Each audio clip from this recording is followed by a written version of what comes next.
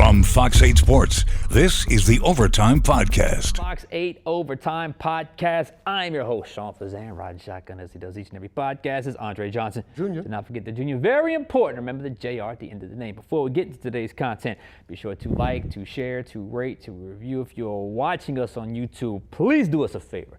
Hit that subscribe button. Get the bell notification. But when we drop that, fire content. Also, hello to the Gulf Coast Sports and Entertainment Network. It's on Andre's shirt. Glad you have found us here. Please stay here. We know you have found us here. A lot of y'all are coming over here slowly but surely because we look at the numbers. And those numbers have grown over the last couple of weeks, both for this show. We're glad you found us here. Other programming on this wonderful network that we're a couple, we said about a year in, something like that. Change. So, and look, understand it's a regional network in your city, wherever you're at. So glad you have found us here on the Gulf Coast Sports and Entertainment Network. It is Wednesday, a chilly day in the city of New Orleans. I know you and I are both creatures of we don't like the cold, but I can do a little bit of cold during December. It kind of makes for the winter wonderland, the Christmas vibe. I don't know how much you like that, but here we are. Usually, when we get out of Christmas, I'm ready for the warm to get back here, and we'll see if that comes back here. But hope you enjoy all this decor here. We are ready for Christmas over here at the Gulf Coast Sports and Entertainment Network studios, Fox 8 studios, all of the above. But it's Wednesday. It's funny, Andre, I was on a radio show yesterday, and I go on the radio show every week, and then we always talk Saints. We didn't even get to Saints yesterday because of all the stuff happening in college football and two local programs, that being LSU, that being Tulane.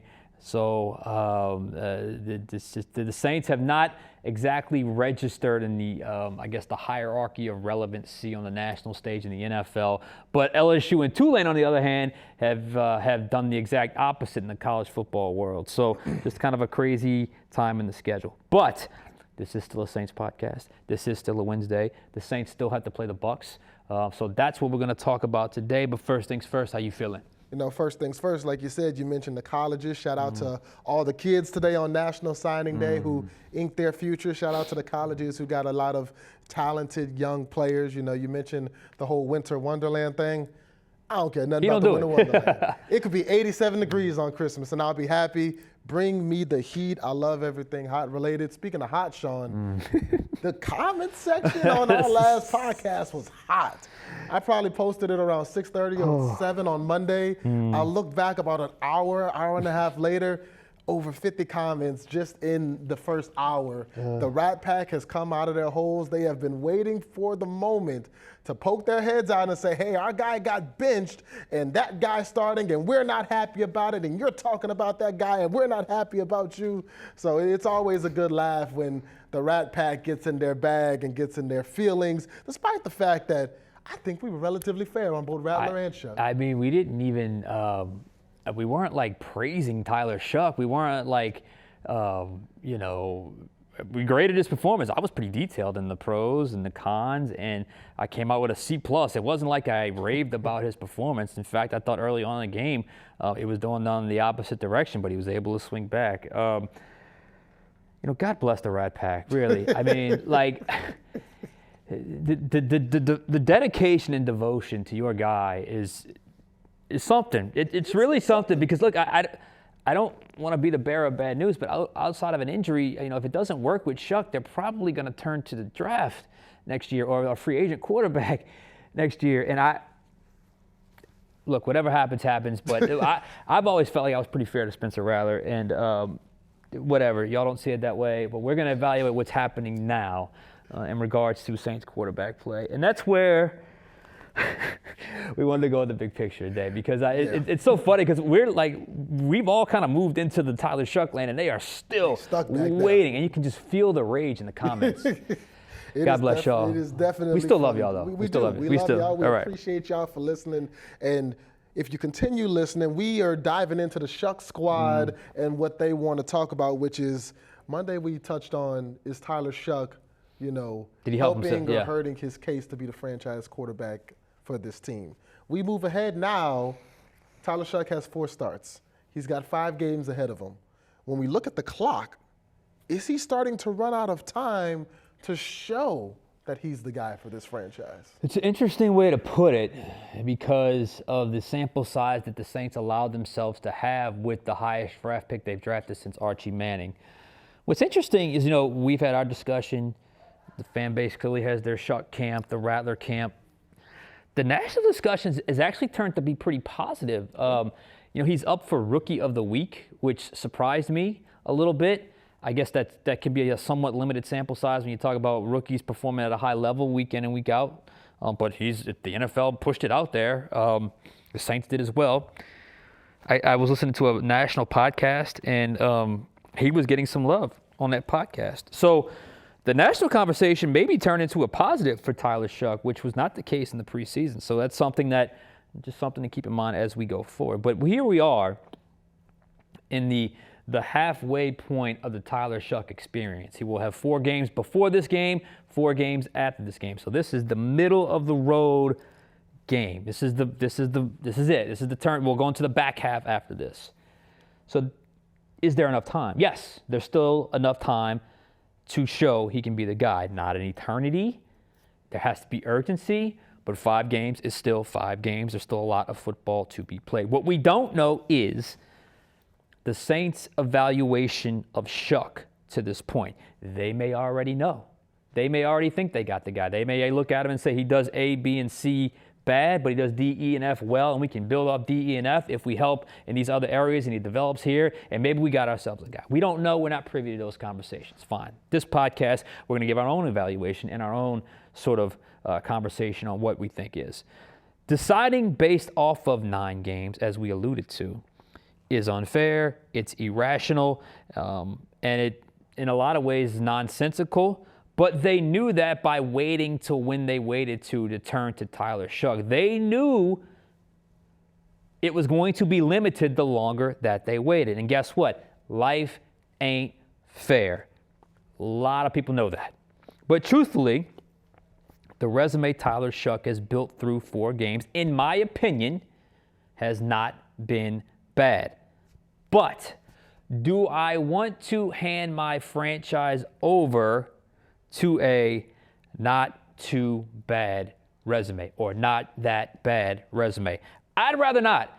I'd rather be a little more convinced than have to be talked into it. I'd rather be convinced that I got my guy. This is the part Tyler Shough can control in the next 5 games. 5 games is still 5 games. I want to see, Andre, finally, the offensive breakthrough. I want to see the game where he is seeing the field, he's lighting it up, he's playing loose, he's playing free, and above all else, they're scoring points. I want the Saints' highest offensive scoring game this season to be from Tyler Shough over the next 5 games, somewhere in that window. And I understand Tampa Bay is hard. I understand Tampa Bay is a very good team, but I expect competitiveness in this game. This is a divisional game with a team that's very good in Tampa Bay, but you can compete with, and it's the NFL. I expect them to compete despite how bad they've been at certain points. So I need to see at least one of those games. Maybe more. I'd like to see more, but give me at least one of those games. And if you're Kellen Moore, keep that in mind with your play calling, that I want to see a little bit of that. And maybe I need to gear my play calling towards allowing him to be that guy. If he throws 4 picks, fine. But if he throws 3 touchdowns and 2 interceptions and they score 27 points, great. That's the one thing we haven't seen this season. The other part of the equation, we don't know. The Saints' view on this year's quarterback class. Do they love it or do they hate it? Shuck cannot control that, nor should he even be thinking about what the Saints could potentially do in next year's quarterback class based off where they draft. He cannot worry about that one bit. What he can control is his play. And this is very important because if his play elevates, usually with the starting quarterback, the win total elevates. And if the win total elevates, the draft position falls, which is exactly, if you're Tyler Shough, what would be best for him. Because right now, the Saints currently sit 3 in the NFL draft order. 1, Tennessee Titans, who drafted a quarterback number 1 overall. 1. 2, the New York Giants, who drafted a quarterback in the first round last year. Both of those coaches have been fired, so who knows what they think about their 2 young quarterbacks, whoever they hire. But my point is, Saints at 3 will have a very good shot at taking the best quarterback in this class. I truly believe that will ultimately decide the future of Tyler Shough and if he's a franchise quarterback, where the Saints pick. And what determines where they pick? Wins and losses. What determines wins and losses? Well, a big part of it is the play of the quarterback. So you have 5 games, Tyler Shough, not an eternity, but not nothing, to show you can be that guy. But I think no other player on this team right now stands to gain more by winning games than Tyler Shough. Because if they are picking 3 when the season's over or better, I think they're going to turn to next year's quarterback class. If they are picking 9, 10, 11, 12, I think Shuck's going to be the guy. So that's where I'm at with it. So as he run out of time, I mean, it's 5 games. 5 games is not nothing, but not an eternity either. What say you? I say yes. Yes, he is running out of time because that's about a month. A month can fly in the NFL calendar, you know, and when you look at it, I know it's not fair, you know, it's not a lot of time. I still stand by the fact that the Saints probably should have started the season with Shuck as their starter, but they didn't. Here we are right now, and the reality of this Saints franchise is they're not looking for a date. They're not looking for a good time. They're looking to lock it down. 10, 15 years. They want a spouse. They want the ring. They're looking for that ring, a life partner. And so you have to decide in a very short amount of time, is this a person who could potentially be that life partner? And it happens. It is what it is. For proof of that, look no further than last year. His predecessor, Spencer Rattler, came in and he had 7 games to do what? Show that despite being a 5th-round pick, he could be that guy. 6 starts, 7 games. He wasn't able to do that. The Saints were underwhelmed with what they saw, so they wound up drafting their highest drafted quarterback in over 40 years. They go with Tyler Shough, 40th overall, 8th pick of the 2nd round. So now Tyler Shough finds himself in a similar situation where, barring injury, he'll have 8 starts in 9 games, or 9 starts in 10 games. Halfway through that, I don't think he's shown quite enough. You've seen the flashes, but we still, like you said, haven't seen him put it together in an offensive explosion. I'm looking for the same thing. I like Tyler Shough. I like what I've seen from him so far. I think we're moving in the right direction, but at this moment, can I say with certainty that he's good enough to not address the position? No, I can't, not yet. That's why I say he's running out of time. He's got a month, 5 weeks to change that opinion for not just me, but most importantly, for the people in the front office who are making those draft picks. That's what his job over the next 5 games is going to be. And to do that, you touched on that as well, you got to win. What was the main criticism of Spencer Rattler when he was in a situation like this last year? Didn't win. He didn't win. 0 for 6 in his starts, 0 for 7 in the games he played. We were talking earlier this season about Spencer Rattler, you know, being the quarterback with the most starts and the least wins and the percentages and all of that. He didn't win, which opened the door for other quarterbacks to run through. Tyler Shough, so far, 1 win. You've got some winnable games on the schedule. Maybe not one this week in Tampa, but you still got to play the Jets and the Titans. If Tyler Shough doesn't finish this year with at least 3 wins, that's a bit disappointing, in my opinion. So I would like to see Tyler Shough prove over the next 5 games that he is that guy, because I kind of want to see him take a year 2 jump, because I was looking down the standings this year, and it's very interesting when you look at the standings and the teams at the top and their quarterbacks. Number 1 seed in the AFC right now, the New England Patriots, led by 2nd-year quarterback Drake May. He was up and down in his rookie year. He was 3-9 as a starter. He was 15 touchdowns to 10 interceptions. His numbers didn't blow anybody off the page, but he showed enough flashes to where the Patriots said, forget the record, forget the numbers, we see something with him. You look at the Denver Broncos, they're the 2 seed in the AFC. Bo Nix, good rookie year. He's grown in some ways. He's taken some lumps as well, but he's grown in some ways, and he's helping his team win games. Top 2 seeds in the AFC right now, led by 2nd-year quarterbacks. The number 1 seed in the NFC. Talk to him. The Chicago Bears, led by a second-year quarterback in Caleb Williams, who also had his struggles in year one, but he's bounced back, and the Bears are playing really underrated football. They've won 9 of their last 10 games, and Caleb Williams is a big part of that. So when you look at all 3 of those quarterbacks, what did they do? They showed enough flashes in year one for their teams to say, there's something more there, we want to roll with them. I think so far, Tyler Shough has shown some flashes. He's made some great throws. We saw the great throws in the Carolina Panthers game. He made some amazing plays in the Miami game. That dime to the back of the end zone to Fazende, that is a top-tier quarterback throw. Some of the throws he made to Chris Olave, including the one he dropped that could have won the game, top-tier throws. He's made some bad throws, too. He's made some mistakes.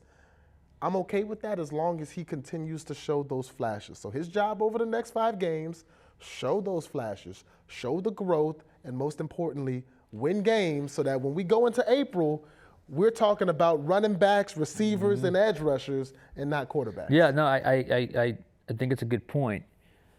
And you know, what I've seen so far, and this is a very watered down compliment because this should be the base level of NFL quarterback play. I think he's established that it's not moving too fast for him. It's not chaos, you know, and not to take another shot, but you think of the 2 quarterbacks that played after Derek Carr last year. Yeah. How many times we saw, oh, this guy's not ready. Like, this guy's not ready to play. Yep. I haven't seen that with Shuck, but that is baseline. That is baseline NFL quarterbacking. Now you have to elevate. And if that's the worst it gets this year, what we've seen so far, cool. And maybe that's what the Saints are thinking. But we can't just talk about, okay, your floor, because I've always argued he's got the higher ceiling. So let's start showing some of that ceiling. We've seen it once in Carolina. We saw a nice comeback against Miami, even though they didn't win.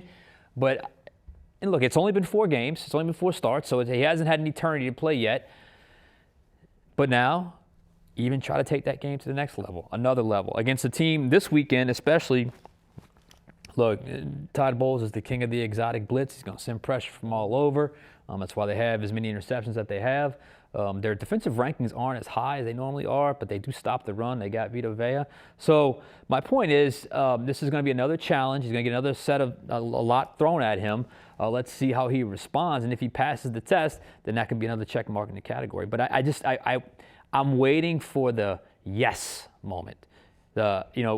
I needed more than just Carolina game. I think that was the first start, but I'm ready for the he's my guy moment. That's what I'm ready for. And that's what I think has to happen in this next 5-game window to truly allow the Saints comfort in that decision. Now, in saying that, it is the Saints. They don't draft first-round quarterbacks, so maybe they can talk themselves into it, and it's more of a, the quarterback wasn't, we had a higher-graded prospect, so we bypassed him type situation.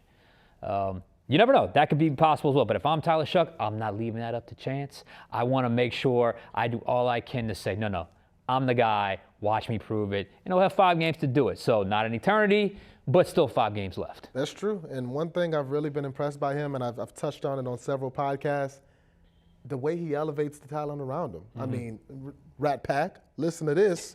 Last year when it was Spencer Rattler, what was the biggest excuse we kept hearing? He doesn't have this guy. He doesn't have that guy. This guy's not healthy. That guy's not healthy. He's going out there with practice squad players and this and that and all that other foolishness.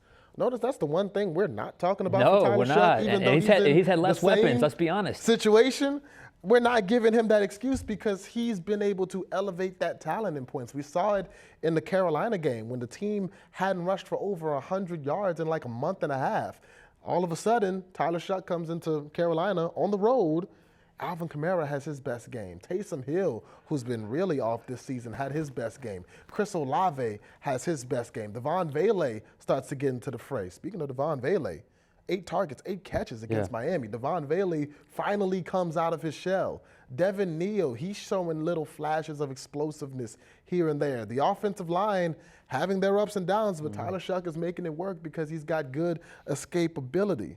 So it's something that I see in Tyler Shough that I didn't necessarily see in the predecessors, the guys who had the job before him that took over for Derek Carr. So it's something I like from Tyler Shough. I'd like to see him put that all together. If Tyler Shough goes out there and wins a game 33-17, everybody in the city will Yeah. Exhale. Oh, we might have. We might have. And look, there was a good article by Matt Paris in the Times-Picayune today, NOLA.com, and they talked about, they needed Tyler to step up in a literal way, not just in a figurative way, but a literal way. No, step up in the pocket, because that was an issue that he dealt with his first rookie training camp.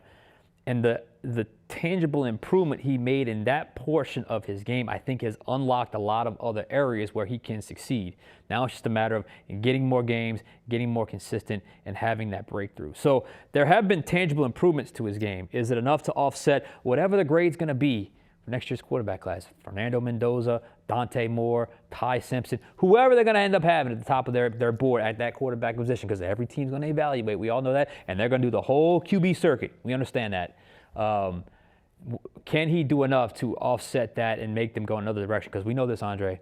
They got a whole lot of needs. You can make an argument for just about every single position. And like you said, he's actually done, if you just compare the two, first off, he's had 4 games this year. Rattler had 8. Rattler had, 15 or 16 total. This year, the 2025 sample size, he's actually had the fewer weapons. Yeah.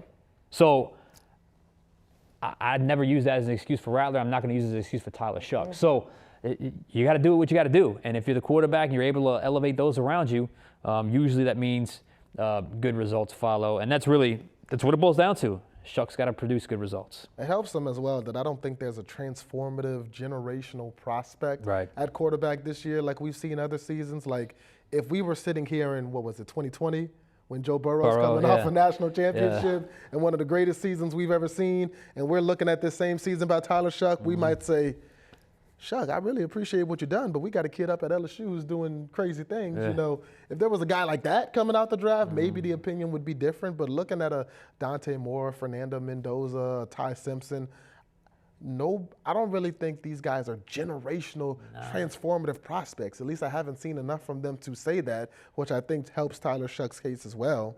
But speaking of Tyler Shough's case, we've kind of touched on him in Tampa. He had a bit of an up and down time with Tampa the first time they played. Now, granted, this was Tyler Shough's first real NFL action. It was the game, I believe it was week 8, where Spencer Rattler got benched. Tyler Shough comes in. Despite only playing a quarter and a half, he attempts 30 passes, goes 17 for 30, 128 yards. That's who we saw in week 8. With 4 starts under his belt since then, Sean, do we expect to see a different Tyler Shough this time around? Yeah, I mean, first off, even in that game, I didn't think the moment was too big for him. I thought, that's not an easy situation. Those are the types of games where it can look even more chaotic for a player coming in, because you practice all week with a certain player at that position, and then you go in and you turn to another player who didn't necessarily go through the same situation, didn't go through the same looks, all those sorts of things. And he was able to adjust on the fly and be somewhat respectable. Wasn't there an interception in that game? If I recall correctly, it was kind of a fluky interception where the ball kind of got wrestled away, if I'm not mistaken. Yeah. If I'm not mistaken. But I didn't think he was all that bad that day, but we knew that day that was just going to be sort of the trial run for what was coming next. And since that time, I thought you saw a guy, short of the first quarter against the Rams, played okay. First start, you kind of gave him, and the Rams were a contender. They played awesome that day. Really good against Carolina. Bye week, I thought his worst performance came against Atlanta. Kind of looked stalled out, looked a little rusty. And then obviously we saw the one kind of right in the middle there with Miami last week. So will you see some growth from that Tampa game to this game? I say yes. And once again, Andre, you're going to he's played, 4 games on the road? Yeah. But other than Carolina, I'm not even sure you'd call Carolina a raucous home crowd. LA is not an intimidating place. Miami, I was there, is not an intimidating place. Tampa Bay has got a good crowd, but they struggle to sell out. So it's not the most intimidating atmosphere he can possibly play in. So I do think there is that element where, yes, he's on the road, but there's also, I think, not going to be quite as difficult as it is in some other road environments. So yes, I expect him to be better. I think it would be such a disappointment if we're here on Monday and we're talking about a 4-interception performance, which could happen under Todd Bowles. It could happen. I mean, I've seen very good quarterbacks get completely confused by Todd Bowles' defenses, and he's a young guy.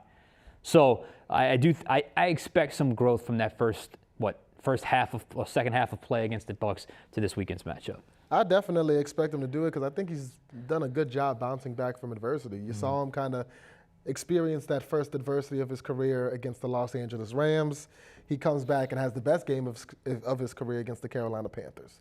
He has his adversity against the Atlanta Falcons, comes back, has a slow first half against Miami, but then bounces back and has 200 passing yards and 2 touchdowns in the second half against Miami. He's learning and bouncing back from adversity, which is a good quality to have in a rookie. And, you know, when I look at this Tampa team, this game does mean something to them. Tampa's in a fight. They've got to win, yeah. The way the NFC is right now, you've got 2-3 lost teams that are in the 7th seed. So when you're a team like Tampa Bay, the only way you're getting in the playoffs is going to have to be to win the NFC South. They're not looking at the Saints. They're not looking at the Falcons. But you look at the Carolina Panthers, who Tampa's a half game ahead of the Carolina Panthers. And the Carolina Panthers are coming off a win against Super Bowl contending Los Angeles I don't Rams. I don't understand the Panthers. Yeah, they're the most confusing Saints team in the dominated league. them. They dominated them the other week. And then they come back and freaking beat the Rams. So, yeah, this could mean something for Tampa. But seeing a team like New Orleans at home, just like the Panthers say, they took the Saints lightly in a situation like that. The Saints could have Tampa on upset alert, especially if Tyler Shough comes out and has a good game. Yeah, I mean, look, on the flip side, you want to avoid a disaster game. I'd like to see more than another 17-point effort. But if you come out and you make a statement and you put up 30, maybe we're talking Monday they got the guy. I don't know, especially if they're able to pull off the upset against Tampa Bay. So it should be an interesting game. It's always an interesting time of year because, you know, Tampa is very much in present day, trying to win now.